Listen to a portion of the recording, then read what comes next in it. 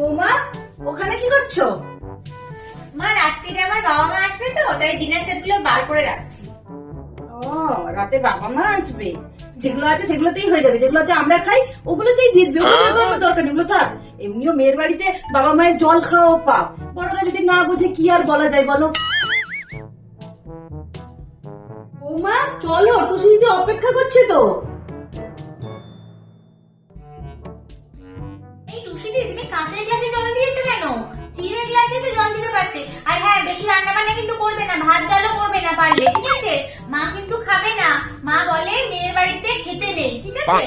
মা তো খাবেই না। আর তুমি ভাত ডাল যেটুকুনি করেছো ব্যাস ওইটুকুনি, এর থেকে আর বেশি কিছু করতে হবে না। জল খাওয়াটাও পাপ, তুমি জানো? তাই না মা, ঠিক বলছো তো? বাড়ি চলো শুধু